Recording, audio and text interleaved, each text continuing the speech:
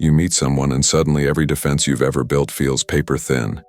They look at you and somehow see past the version you show the world, past the achievements and the smiles and the carefully curated personality you've been perfecting since childhood.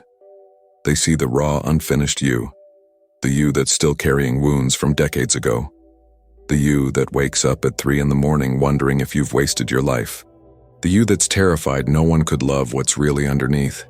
And for a moment, just a moment, it feels like coming home, like your soul finally exhaled after holding its breath, your entire existence. But then something shifts. You feel them pulling away, not because the love disappeared, but because it became too real, too penetrating, too demanding of truth. And one day they're gone, just gone, and you're left standing in the wreckage wondering what just happened. This is the twin flame rupture, and if you've lived through it, you know there's no pain quite like it. It's not a normal breakup where someone falls out of love or meets someone else or realizes you're incompatible. This is different. This is someone running from destiny itself, from a connection so profound it threatened to dismantle everything they thought they knew about themselves. And Carl Jung, who spent his life mapping the deepest territories of the human psyche, understood something crucial about these soul-shattering connections. He knew they weren't really about romance at all. They were about individuation, about becoming whole, about confronting the shadow self we've spent our entire lives avoiding. And when someone runs from a twin flame, they're not running from you. They're running from the mirror you held up, the one that showed them everything they've been trying not to see.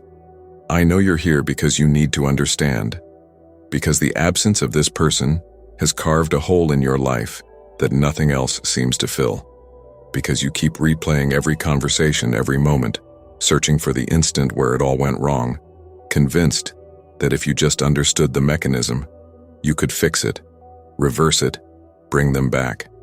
Or maybe you're here because you're the one who ran, and something inside you knows you left behind more than just a person. You left behind a part of your own soul's journey, and now that knowing won't let you rest. Either way, what I'm about to share with you goes deeper than typical relationship advice. This is about the architecture of the psyche, about why certain connections shatter us open, about what happens in the invisible realms when someone turns away from a destiny their soul recognized, but their ego couldn't handle. And here's what I need you to know from the beginning. This isn't about getting them back. This is about understanding what this connection was really asking of you, and why their absence might be the very thing that completes what their presence began. Before we go further, I want you to pause and ask yourself something honestly. When they looked at you with that kind of seeing, what were you most afraid they would discover? Write it in the comments if you're ready. Sometimes naming the fear is the first step toward integrating what we've been hiding. Jung called it the shadow, this part of ourselves we've exiled into darkness because we learned early that it wasn't acceptable, wasn't safe, wasn't allowed to exist in the light. Maybe you learned that anger made you unlovable, so you became the peaceful one, the accommodating one, even as rage crystallized in your bones and leaked out in passive ways you couldn't quite control. Maybe you learned that needing others was weakness, so you became the independent one, the strong one, while a desperate loneliness ate away at your center. Maybe you learned that your sensitivity was too much, so you built armor so thick even you forgot there was anything tender underneath. We all do this. We all split ourselves into acceptable and unacceptable parts, showing the world only what we think will earn us love, belonging, safety. And it works mostly. We build lives, relationships, careers on these carefully edited versions of ourselves. We become so good at the performance we forget it's a performance at all. We start to believe we are the mask, not the face beneath it. And then someone sees through it. Someone looks at you and somehow perceives not just the version you're showing, but the totality of who you are, shadow and all. They see your rage, your neediness, your sensitivity, not as flaws to be hidden, but as essential parts of your wholeness. And for a moment you feel seen in a way you've never experienced. It's ecstatic and terrifying in equal measure. Because if they can see all of it, then all of it is real, and you can't hide anymore, not even from yourself. This is what Jung meant by the integration of opposites, the bringing together of the persona we show the world and the shadow we've hidden away. And twin flame connections accelerate this process in ways that feel both miraculous and completely overwhelming. Because suddenly, in the presence of this other person, all those rejected parts start rising to the surface. The anger you've been managing comes flooding out. The neediness you've been controlling becomes impossible to contain. The sensitivity you've been armoring against makes you feel flayed open and raw. And this is where it gets complicated, because we think we want to be fully seen, fully known, fully accepted. But when it actually happens, when someone really perceives all of us without flinching, it can feel like death. Like the identity we've been building our entire life is dissolving, and we don't know who we'll be without it. The ego, that part of us that's been managing our self-image and social navigation, goes into panic mode, because its whole job is to keep us safe, to keep us acceptable, to keep us in control. And this kind of soul-deep seeing makes control impossible. So what happens? Often, one person in the connection, usually the one Jung would call less individuated, the one less far along in the journey of becoming whole, they start to pull back. Not consciously, not strategically, but instinctively, like a turtle pulling into its shell when danger approaches. Except the danger isn't the other person. The danger is the transformation that person's presence demands. The runner, and yes, we'll call them that because it's the language that's emerged around these connections, the runner starts creating distance. Maybe they pick fights about small things that don't really matter.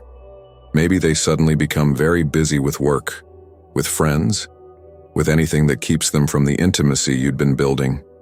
Maybe they start pointing out your flaws, projecting their own shadow onto you, making you the problem, so they don't have to look at what's happening inside themselves. Or maybe they just disappear, offering explanations that don't quite make sense, reasons that don't match the depth of what you both knew was there. And you're left trying to understand. You're analyzing every interaction, every word, convinced that if you just loved them better, understood them more deeply, gave them more space or less space or different space, they would stay. But here's the truth Jung would want you to understand. Their running has nothing to do with your adequacy. You could be perfect and they would still run, because what they're running from isn't you. It's the demand that your presence places on them to become real, to drop their defenses, to stop performing and start being. This is the part that feels most unfair. You meet someone who sees you completely, who reflects back your wholeness, who makes you feel like you've finally found the person who can walk beside you into the depths. And instead of that being the beginning of something extraordinary, it becomes the thing that drives them away, because they're not ready for the depths. They might think they are. They might genuinely believe they want that level of connection. But when it actually shows up, when it starts demanding they face their shadow, integrate their wounds, become the person their soul is calling them to be, the terror overwhelms the longing. Jung observed this pattern repeatedly in his work with people. He noticed that we often sabotage the very things we claim to want most because having them would require us to change, to grow, to become someone we don't yet know how to be. And the twin flame connection represents the ultimate demand for transformation. It's not asking for small adjustments or minor personal development. It's asking for complete ego death, for the dissolution of the false self, for a rebuilding from the ground up. That's not something you can do while maintaining your current life, your current identity, your current way of being in the world. So the runner does what makes sense to their nervous system. They retreat to what's familiar, to relationships and patterns that feel manageable, to a version of themselves they know how to be. They might immediately find someone else, someone who doesn't see them quite so clearly, someone who lets them maintain their defenses. And from the outside, this looks like they simply didn't love you enough, like they chose comfort over depth, like they were a coward or a commitment phobe or emotionally unavailable. But Jung would see it differently. He would see someone encountering the self, that vast totality of who they really are, and backing away because the encounter came too soon, before they had developed the ego strength to contain it. Now let's talk about what's happening for you, the one who didn't run, the one who's standing in the aftermath trying to make sense of a loss that feels like it violates some fundamental order of the universe. Because while the runner is retreating into familiar patterns, you're being forced into something entirely different. You're being initiated into the dark night of the soul, that excruciating passage where everything you thought you knew gets stripped away, and you have to find out who you are without the anchors you've been using to define yourself. This is individuation in its most brutal form. Jung described individuation as the process of becoming who you truly are, of integrating all the scattered and rejected parts of yourself into a coherent whole. And it's supposed to be the work of a lifetime, something that happens gradually through dreams, through analysis, through conscious engagement with the unconscious. But twin flame connections compress this timeline. They throw you into the fire and ask you to transform not over decades but over months, weeks, sometimes what feels like overnight. And right now you're in the fire. The person who mirrored your wholeness is gone, and you're left with all the parts of yourself they illuminated, all the wounds they touched, all the patterns they exposed. And the temptation is to focus all your energy on them, on understanding why they left, on waiting for them to wake up and come back. But what if their leaving is exactly what needed to happen for you to finally turn inward and do the work that only you can do? This is the teaching that feels almost cruel when you're raw with grief. But stay with me. What if this connection was never about creating a lasting partnership? What if it was about cracking you open so completely that you could no longer avoid your own transformation? What if the runner's role was to be the catalyst, the initiator, the one who loved you enough to show you yourself and then stepped back so you'd have no choice but to integrate what they revealed? Jung believed that everything that happens to us, especially the painful things, carries meaning. Not the kind of meaning where we can point to a clear reason or purpose, but the kind where if we're willing to engage with it deeply enough, it becomes a doorway into greater wholeness. And this loss, this devastating absence, it's not just random suffering. It's an invitation into a deeper relationship with yourself, with your shadow, with the parts of you that have been waiting your whole life to be seen and accepted. So here's what I want to ask you, and I mean this genuinely, not as a rhetorical exercise. What part of yourself have you been avoiding that this connection forced you to look at? Was it your capacity for need, for vulnerability, for asking for what you want? Was it your rage, your power, your refusal to settle? Was it your worthiness, your right to be loved exactly as you are? Drop a comment and name it, because the naming itself is an act of integration. While you're doing this internal work, turning toward your shadow, sitting with your wounds, the runner is living a very different experience. They're likely trying to convince themselves they made the right choice, that the connection wasn't what they thought it was, that you weren't really meant for each other. They might be in another relationship, telling themselves this one is better, healthier, more realistic. They might be throwing themselves into work or projects or anything that keeps them from the stillness where the truth lives. But here's what Jung understood about the psyche. You can run from consciousness, but you cannot run from the unconscious. The unconscious doesn't forget, doesn't let go, doesn't allow you to simply move on from something that touched your soul. And so the runner starts experiencing what Jung called the return of the repressed. The very thing they ran from begins showing up everywhere, in their dreams, in their projections, in sudden moments of grief that seem to come from nowhere. They might dream of you, vivid dreams that feel more real than their waking life. They might see someone who looks like you and feel their chest crack open. They might be with their new partner and suddenly feel a hollowness, a knowing that something essential is missing. And they might interpret these experiences as weakness, as attachment they need to overcome, as evidence they need to run faster, harder, further.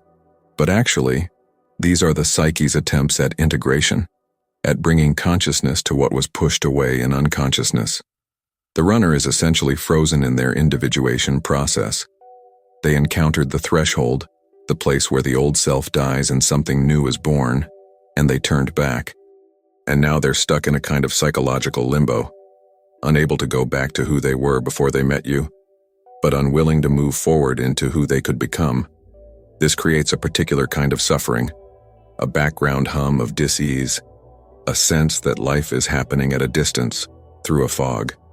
And often they deal with this by creating a narrative where you were the problem. Maybe you were too intense, too emotional, too demanding. Maybe the connection was unhealthy, codependent, not meant to last.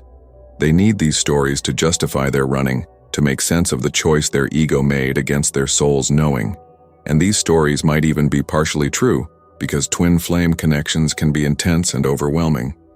But the deeper truth is that the intensity wasn't the problem. The problem was their readiness to meet it. Meanwhile, you're developing something the runner isn't. You're developing the capacity to hold paradox, to sit with contradiction, to live in the mystery without needing immediate resolution. You're learning that someone can be absolutely right for you and still leave. That connection can be soul deep and still not sustainable. That love can be unconditional and still not enough to override another person's free will and their timing in their own journey. This capacity to hold paradox, this is spiritual maturity. This is what Jung meant by the transcendent function, the ability to hold tension between opposites until something new emerges. Let's go deeper into what Jung called synchronicity, because it's essential to understanding twin flame connections and what happens when one person runs. Synchronicity is the experience of meaningful coincidence, moments when the external world mirrors our internal state in ways that feel too perfect to be random. And twin flame connections are saturated with synchronicity. The impossible timing of meeting, the unlikely circumstances, the repeated numbers, the songs that play at exactly the right moment, the thoughts of them that arrive seconds before they text.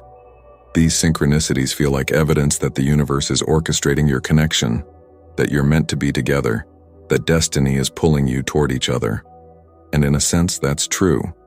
Jung believed that synchronicities reveal the underlying unity of psyche and matter, moments when the membrane between inner and outer becomes permeable, and we glimpse the deeper order beneath the chaos. But here's what we often miss about synchronicity. It's not about romantic destiny in the way we usually think of it. It's about psychological destiny, about the soul's journey toward wholeness. The synchronicities around twin flame connections aren't the universe trying to create a relationship. They're the universe trying to initiate an individuation process. They're doorways into consciousness, invitations to wake up, to see yourself clearly, to engage with the work of becoming whole.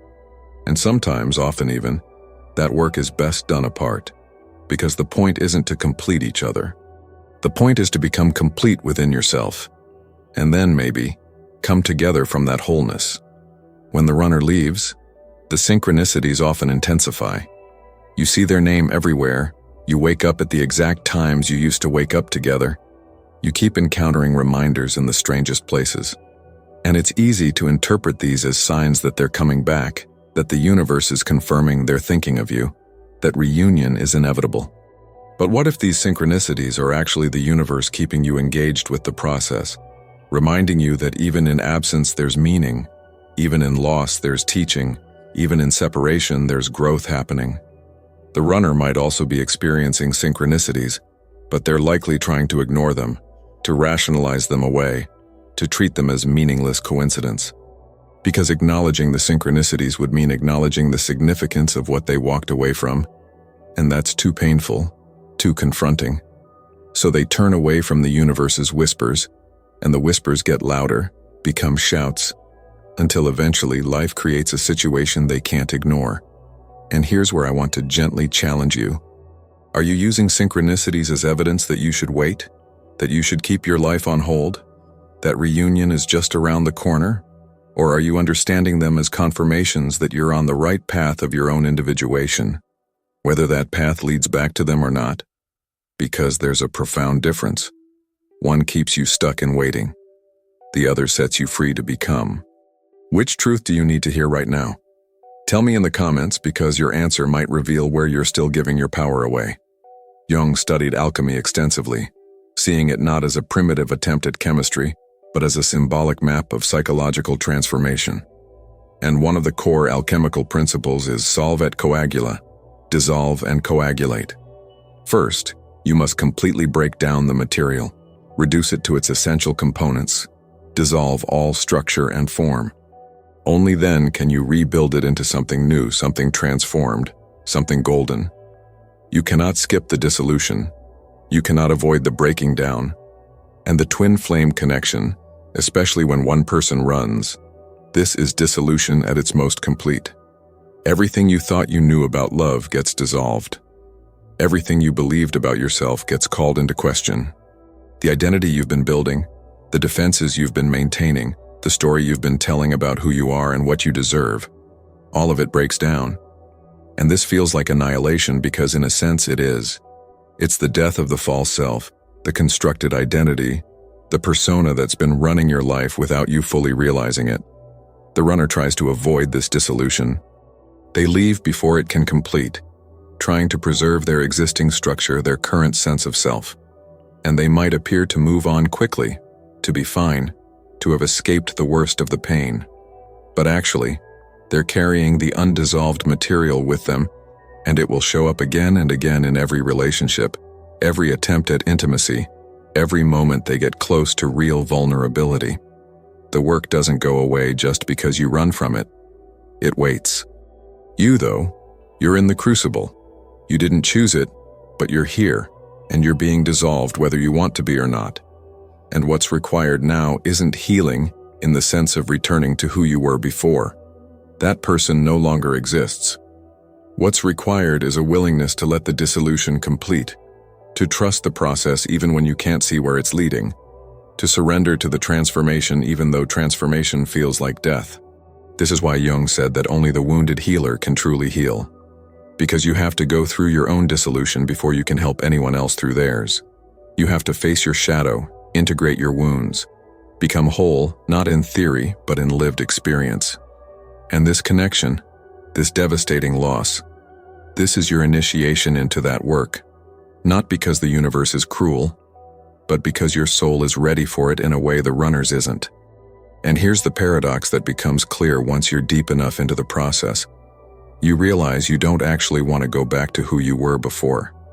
Yes, you miss them. Yes, the loss still hurts. But you don't want to be that person again. The one who didn't know what you know now, who hadn't faced what you've faced, who hadn't grown in the ways this fire has forced you to grow. You're becoming someone more authentic, more whole, more truly yourself than you've ever been. And that person, that emerging you, is worth every tear this process has cost. So if a twin flame runs from destiny, what actually happens? They enter a long, often painful period of circling. They try to move on, try to forget, try to convince themselves it wasn't what it was. And maybe they succeed in building a life that looks good from the outside. But there's always something missing, always a sense that they turned away from something essential, always a quiet knowing that they chose safety over truth, and that knowing doesn't disappear. It sits in the background of everything they do, a constant whisper of what if, what if, what if. Some runners eventually come back, years later sometimes, after they've done enough of their own work to be ready for what the connection demands. They circle back not to the relationship they left, because that relationship no longer exists, but to the work they abandoned. And sometimes that work can be done together, in a new form, with both people more whole than they were before. But often, by the time the runner returns, the other person has moved so far along in their individuation that the connection no longer fits. They've integrated what needed to be integrated, learned what needed to be learned, and whether the runner returns or not has become irrelevant to their wholeness. And this is the final teaching, the one that completes the circle. The twin flame connection was never about creating a lasting romantic partnership, though it can certainly become that if both people are ready at the same time. It was about catalyzing individuation, about forcing both souls toward wholeness, about creating an experience so intense that avoidance became impossible and transformation became inevitable.